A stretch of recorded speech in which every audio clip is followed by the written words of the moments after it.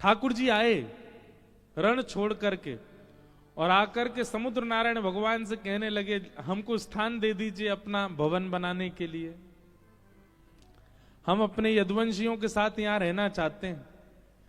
समुद्र नारायण चरणों में गिर गए, बोले भगवान आप तो आज्ञा करो, आप आज्ञा कीजिए, आप निवेदन क्यों कर रहे हैं। पर यह ठाकुर जी का स्वभाव है, सबको मान देते हैं। समुद्र के तट पर भी आकर के समुद्र नारायण से कह रहे हैं कि आप हमको स्थान दो, भगवान चाहें तो भ्रगुटी टेढ़ी करके कहीं भी रह सकते हैं, पर नहीं, समुद्र नारायण आप हमको स्थान दीजिए। इसीलिए विष्णु सहस्त्र नाम में मान देना भगवान का एक नाम भी है, सबको मान देते हैं। समुद्र भगवान से कह रहे हैं हमको स्थान दे दो।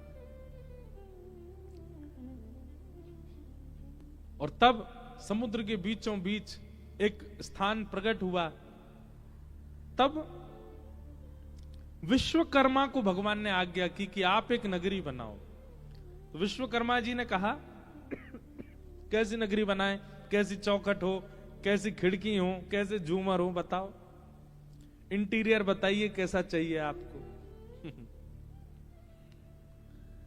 दुनिया के लोग अपने लिए घर बनाते हैं तो इंटीरियर और एक्सटीरियर दोनों डिजाइन करवाते, पर हमारे ठाकुर जी ने द्वारिका का ऐसा इंटीरियर करवाया। इंटीरियर कैसा होता है, या फिर खिड़की गेट ऐसे बनाए जाते हैं, आंधी आए तो धूल मिट्टी भीतर नहीं आ जाए, वर्षा का पानी भीतर नहीं आ जाए, कीड़े मकोड़े डेंगू नहीं आ जाए भीतर, ऐसा घर बनवाते हैं। मुंबई में रहते हैं आप लोग, तो मुंबई में तो इतनी इतनी ऊंची बिल्डिंग होती है, फिर भी मच्छर पहुंच जाते हैं ऊपर। मच्छर भी वहां पर ऊंची उड़ान भरने वाले हैं, फिर भी डेंगू हो ही जाता है लोगों को। एक है हमारे प्रिय सज्जन, उन्होंने सबसे बड़ी बिल्डिंग में सबसे ऊपर वाले फ्लोर पर करोड़ों खर्चा करके घर लिया। तो हमारे पिताजी बोले आपने इतना ऊपर घर क्यों लिया? बोले महाराज जी मच्छर नहीं आएंगे इतने ऊपर, उनकी क्षमता नहीं इतनी ऊपर आने की।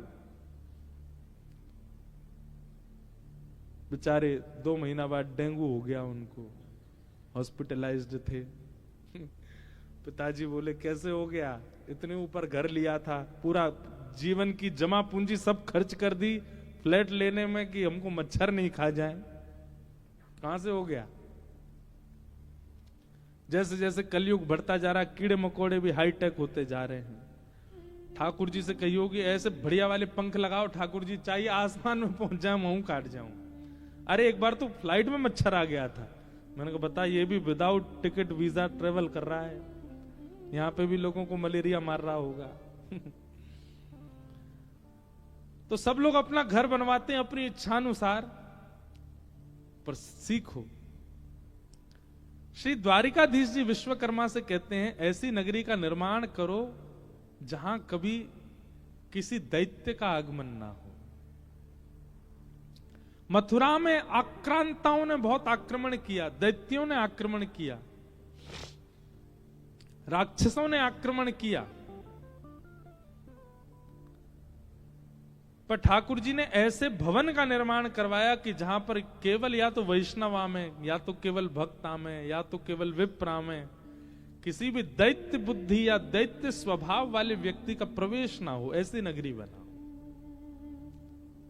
घर ऐसा निर्माण कीजिए जहां वैष्णव ही आवे, जहां भक्त ही आवे। अगली बार घर का निर्माण ऐसा ही कीजिए। अब जब भी बनाओ, अब बन चुका हो तो कोई बात नहीं, जिसके आवरण को देख के, जिसके औरे को देख करके, जिसकी एंट्रेंस को देख के, जिसका द्वार देख के, जिसकी दहली देख करके वैष्णव प्रसन्न हो जाए और उनका बार बार आने का मन हो।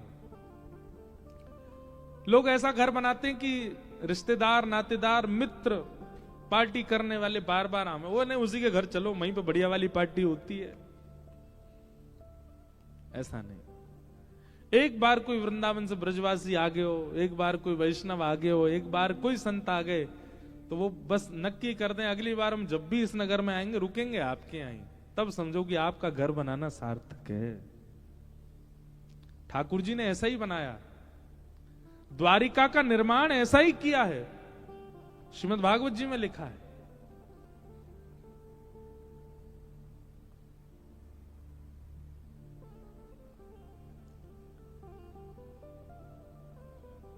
अवासीत नारदो भिक्षणम कृष्णोपासन लालसा, गोविंद भुज गुप्तायाम द्वारवत्वाम कुरुद्वह, अवासीत नारदो भिक्षणम कृष्णोपासन लालसा। नारद जी का नाम तो सबने सुना ही है।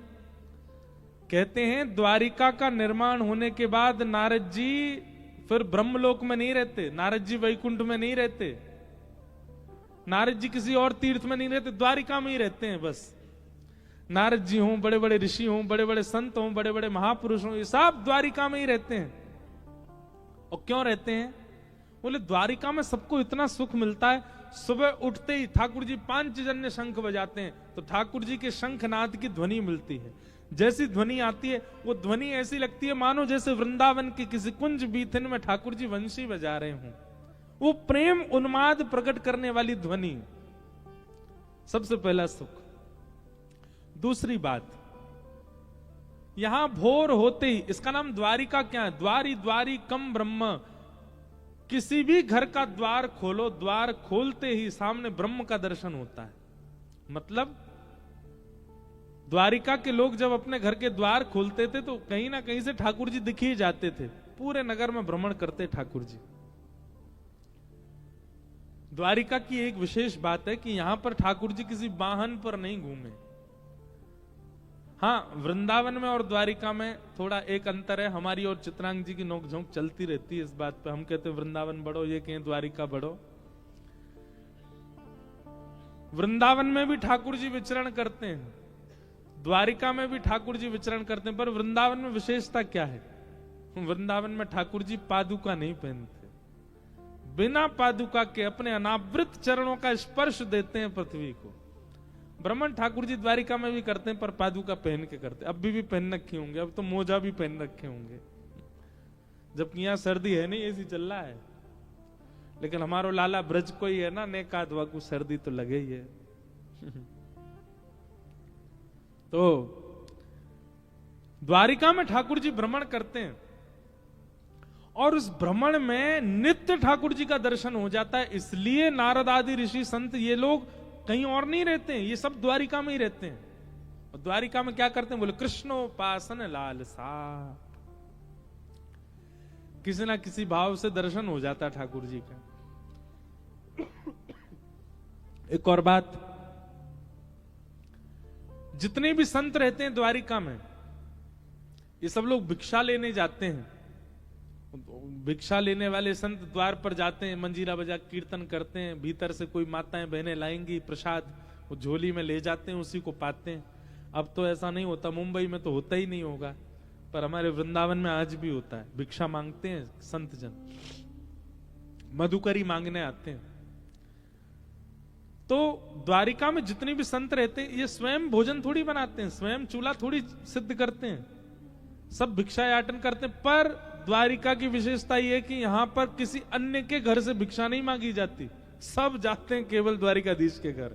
लंबी लाइन लगती है संतों की, सब कीर्तन करते मंजीरा बजा के भिक्षा दे दो, और भिक्षा लेके कोई और नहीं, स्वयं द्वारिकाधीश आते। रोटियां लेके आएंगे, बढ़िया सुंदर साग लेके आएंगे, किसी को आटा दाल चावल लेके आएंगे, सबको अपने हाथों से पवाते हैं। संत महापुरुष आते तो भिक्षा लेने, पर ठाकुर जी की रूप माधुरी की भिक्षा लेकर के आनंदित हो जाते हैं, दिन रात बस उसी चिंतन में रहते हैं। तो द्वारिका में बहुत सुख दिया ठाकुर जी ने, वैष्णवों को, परिवारी जनों को, भजनानंदियों को, विरक्तों को, सबको बहुत सुख दिया ठाकुर जी ने। इसलिए कृष्ण दर्शन की लालसा यदि चित्त में हो तो दो स्थान पकड़िए, या तो ब्रजमंडल या द्वारिका। आपको साधना सिद्ध करनी है तो आप बद्रीनाथ जाइए, आपको तप सिद्ध करना है तो बद्रीनाथ जाइए, आपको भजन सिद्ध करना है, आपको भोजन सिद्ध करना है तो आप जगन्नाथपुरी जाइए, आपको परिक्रमा सिद्ध करनी है, अपना कोई योग बल सिद्ध करना है तो दक्षिण के मंदिरों में जाइए, पर आपको केवल और केवल कृष्ण प्राप्ति की भावना है तो या तो द्वारिका आ जाओ या ब्रजमंडल आ जाओ, या तो उस स्थान पर जाइए जहां से ठाकुर जी की लीला प्रारंभ हो रही है, ब्रज वृंदावन, या फिर उस स्थान पर आइए जहां ठाकुर जी अपनी लीला को विश्राम देते हैं, श्री द्वारिका। ये दो स्थान। मीराबाई, भक्तिमती मीराबाई ने जीवन भर ठाकुर जी को भजा, पर उनको भगवत प्राप्ति द्वारिका में ही हुई। नरसिंह मेहता, उनको भगवत प्राप्ति श्री द्वारिका में ही हुई। कितने महापुरुषों के ऐसे नाम हैं जिनको द्वारिका में ही दर्शन हुआ है ठाकुर जी का। इसलिए द्वारिका अति श्रेष्ठ है। ऐसी द्वारिका को हम बारंबार प्रणाम करते हैं, बारंबार वंदन करते हैं। तो ये नित्य की द्वारिका के प्रसंगों से कुछ कुछ प्रसंग लीजिएगा और याद रखिएगा, उद्देश्य केवल प्रेम है, पुण्य नहीं। उद्देश्य केवल प्रेम है, तप नहीं। उद्देश्य केवल प्रेम है। उस प्रेम के भाव से ही आप कथा सुनिए, उस प्रेम के भाव से ही द्वारिका में रहिए। क्या पता इन 7 दिनों में वही शंख चक्र सुदर्शन धारी चतुर्भुज रूप धारी श्री ठाकुर जी आपको द्वारिका की किसी गली में। अच्छा, एक चीज आपने देखी, अभी हम नाथद्वारा से आ रहे हैं, ठाकुर जी जहां भी विराज रहे हैं ऐसा हो ही नहीं सकता कि वहां सकरी गली ना हो। आप नाथद्वारा चले जाओ, वहां पे भी छोटी छोटी गली। आप द्वारिका आ जाओ, यहाँ पे भी छोटी छोटी, और देखो जहां पे भी ठाकुर जी विराज गैया जरूर मिलेगी। डाकोर जी चले जाओ, वहां पे भी छोटी छोटी गली। द्वारिका में, डाकोर जी में, जगन्नाथपुरी अब तो वहां बड़ी कर दी, पर फिर भी छोटी गलियां वहां पर भी हैं।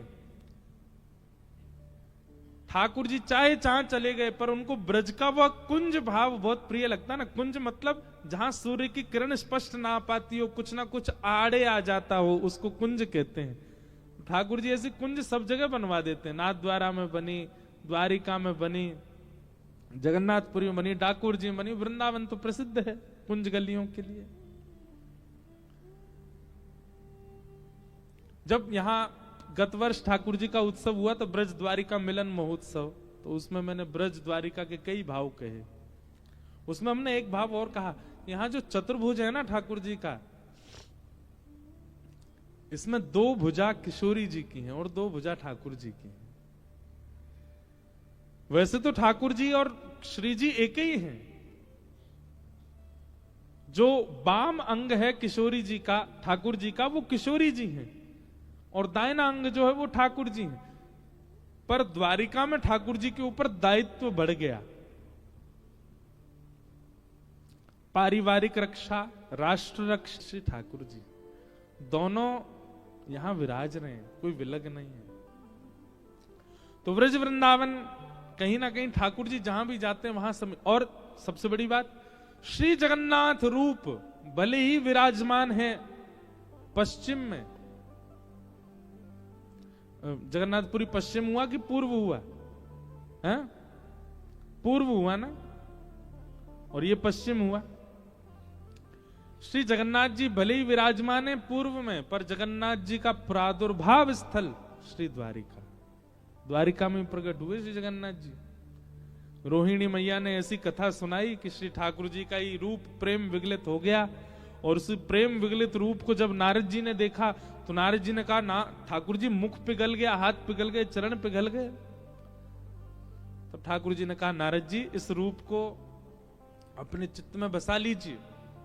ये रूप कलिकाल में एक धाम के रूप में श्री जगन्नाथपुरी में विराजमान होगा। इंद्रद्युम्न राजा पर कृपा करने के लिए मैं एक रूप धारण करूंगा, तब इसी रूप को वहां विराजमान करना।